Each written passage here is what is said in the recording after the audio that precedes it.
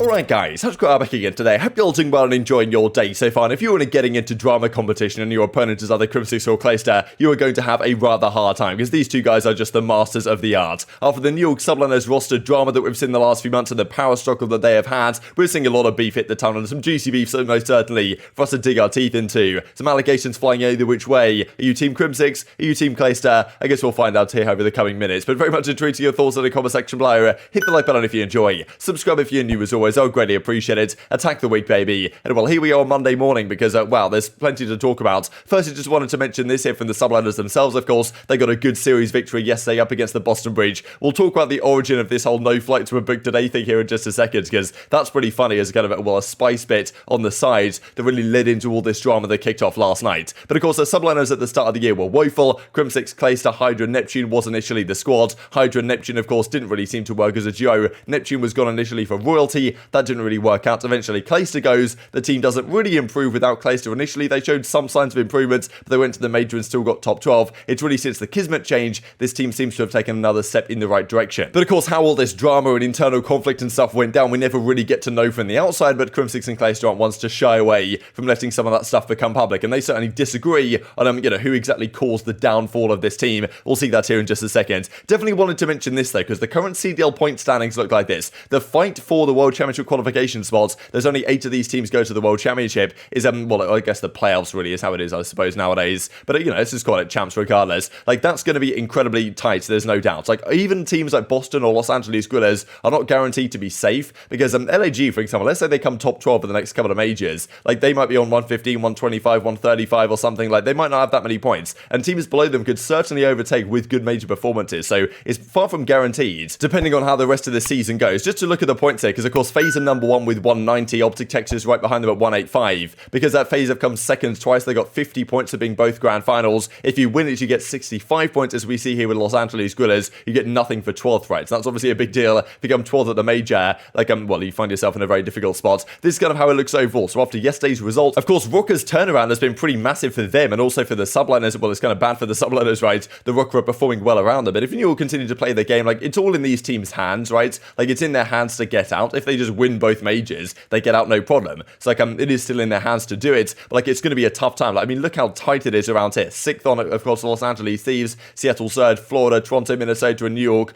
all in this kind of boat between 6 and 11, where it's super tight, and also it's really tight between, 3 to 5, right? And I feel like London might be favourites to be kind of the best team out of these 3, especially with what we've seen the last couple of weeks, and I didn't even mention Paris Legion, because they're for sure absolutely chalked down over net not making champs. So, honestly, like, so much can change here. It's going to be really interesting to see how this goes, especially because you've got teams like Seattle, maybe on the down trajectory, same with the Florida Mutineers. Toronto have been looking good, though. Minnesota and subliners, like, all the teams 9 through 12, or 9 through 11, like, this would not include the Paris Legion, have been looking better than they have done for quite some time. So, if this continues up over Major 3, and of course, these teams have different schedules, like how hard it is, it's going to be tough for these teams to get up to champs, but I think that, well, they certainly have the capability to do so. But if they do, what teams fall down to replace them, it's going to be an absolute bloodbath. Now, let's dive into this Clayster stuff then. So, as he says right there, playing for top 4 in the Cup, he was kind of playing in the Cup Elite or Challengers Elite Cup, whatever was going on exactly yesterday. And, as Clay says, can you stop calling us Clayster and Co? It's at T-Fell, Tyler Fellow, Enterprise is okay. And, so I thought it was kind of funny here. From Breaking Point, there's still a page on the Breaking Point side where it's kind of the last time that Clayster fell off the map, which unfortunately is about 84 days ago at this point. He doesn't really get the chance to do it anymore because he's not in the league. And as he says, that counter is going to go indefinitely, no spots up for grabs. So he's kind of, disappointed about his situation right now. He's not getting a spot in the league this year. He's going to try and get one next year, most certainly. He will be playing, he is playing in the Challenger side right now with this kind of fellow team, which is really interesting because, of course, there's going to be a Challengers event alongside the Toronto Major, and also just before the New York Major at the end of the year, there's going to be a kind of a Challengers event in Boston. So, going to be cool to see Clayster compete at those. But probably getting back into the league is, well, not something that's going to happen anytime soon. But there has been some stuff being talked about. So he kind of hopped on the watch party, effectively, that Zuma was doing yesterday, and, well, effectively said what was going on behind the scenes there at the subliners camp. And apparently it got so bad when they brought Neptune back initially that Hydra thought this team is so ultra chalked that I'm just not even going to bother rage quitting a scrim and basically telling the guys, look, I've had enough of this. I'm going to book my flight back to France to get on a plane immediately. So here's the clip. Dude, people think it's like, oh, it's all me. Like, bro, at one point when we initially brought Net back, Paco blew the up in the middle of a scrim one day and rage quit off and walked home and said he's booking his flight home and not coming back. Bro, and we thought he was about to go back to France. What? This guy dead has booked a flight back to France?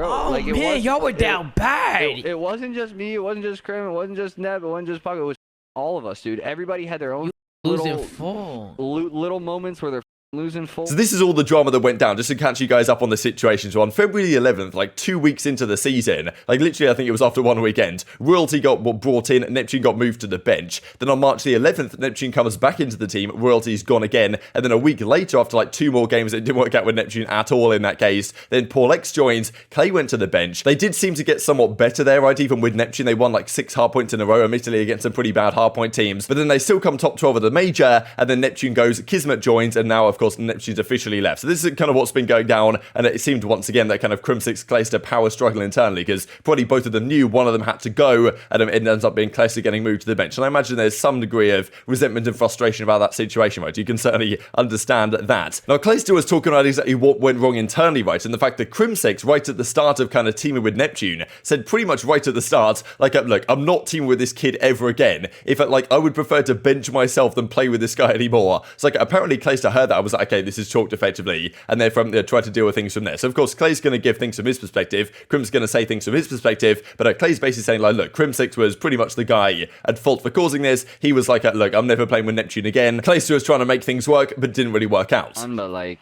basically they came to me and were like, we can't play with, like, Porter said, like, I'll bench myself rather than play another match with Nep the first time, right? And so I was like, well, I guess this chalked, you know, like we need another. Yeah, when your teammate like, says that is chalked. Yeah, and when Paco started kind of roasting him a little bit too, he was kind of like making fun of him in game, like about his stats. And then I was like, if Paco's over it, like if he's done with it, then like this team is chalked, right? So we're like, all right, let's get up for it. So then we knew we were gonna start in losers, and our thought process was we wanted somebody who like could handle the pressure on LAN, and we knew Mack could do that. So we used Mack, and then after the major, it just seemed like the team didn't want to play with him anymore. And I'm gonna rewind this back a little bit if you don't mind. What do you mean after one match? You guys just chalked this guy up after one match? Well, so it was 2. Are you talking about Neptune? Yeah, Neptune. Well, not, dude. You think, like, look at my track history, bro. You think I'm giving up on the dude after a match? Like it was like the others did not want to team with him, so I was like, all right, bet, we'll change it.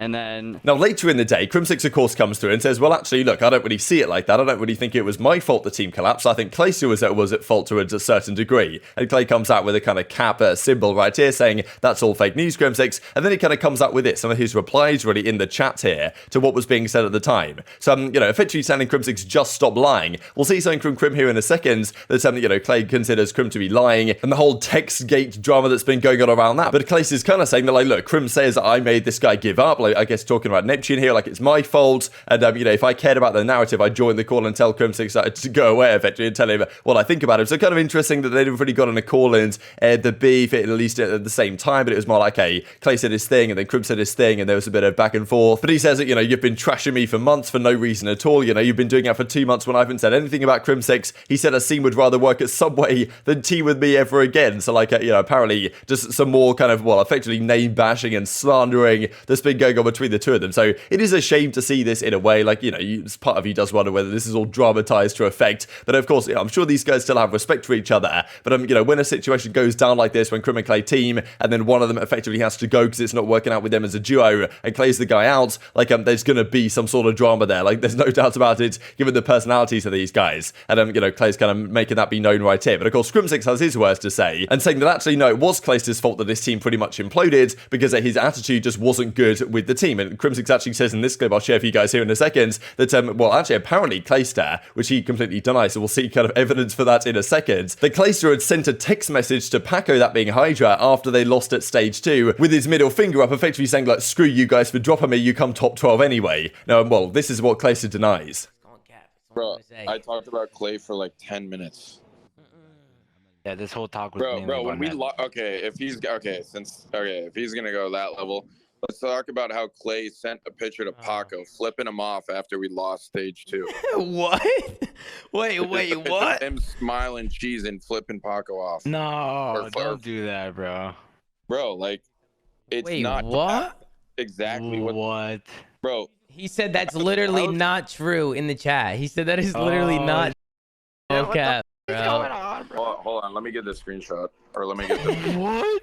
So Clayster comes out and says this whole story from Crimsix here is just straight up BS. Last time I spoke to Paco was when I got benched on March the 16th. So yeah, this is literally not true. And then Clay comes through with the receipt. So effectively saying, look, Crim's straight up lying about this to make me look bad. And the fault maybe falls more on Crimsix for making this team fall apart. Or, you know, honestly, just unbelievable scenes to be honest. But here we go with some of the text messages. Here's a DM I sent with Paco that, well, apparently this pic was meant to be sent in right here. So there's some talk here from like November sometime, but I guess that's kind of before, I guess, Crimsix was kind of talking about this. And then he says, this is our last text. And then apparently he texted right here on, well, March the 16th, good luck to Paco, that being Hydra. And then, well, Hydra says, I said 50-50, I didn't choose. That was more of a team and an all choice. So I guess they're kind of talking about probably Drill or the organization asked the kind of Hydra, like, who do you want? Do you want Crimsix? Do you want Clayster? And he was like, 50-50, I don't really mind. And they chose Crimsix in the end. So apparently these are the last text messages between the two of them. Thought this was kind of funny actually from Zero. What about Snapchat, Instagram, Skype, you know, MSN Club, Penguin Chats? Need to see all the proof, I do not believe it. But yeah, Clay's kind of coming with the receipts and saying, look, that's like, you know, completely fake news. I did not send a picture of me with my middle finger up or whatever to Paco, to Hydra, telling him and the team like, damn, you shouldn't have dropped me or anything. So just unbelievable, like what these two guys get up to. This is pretty funny, obviously, right? Because, you know, it's Hydra checking his phone right here to see the message that comes through from Clayster or doesn't come through from Clayster, as the case might be. And Oracle's just kind of, you know, showing what it might even look like in the reply. I imagine we're going to have some stuff like this hitting the thumbnail as well. But what are you guys' thoughts on this, man? Like, honestly, it's just unbelievable the amount of stuff these guys get into. And I'm sure there's going to be more over the coming days as well. This is going to be the end of the whole Crimsix and Clayster saga. But, you know, even as Drill says, hashtag TextGate, hashtag leak text, which is like, you know, one right here between,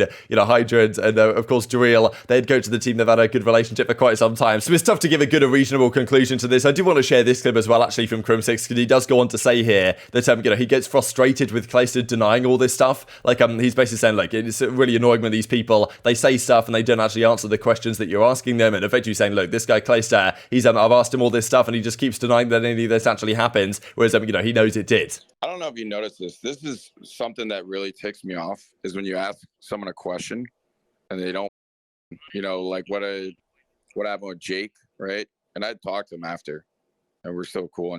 But like, when you ask someone a question and they don't even remotely respond to your question, bro, the conversation's over. You're like, it's just pointless to even talk.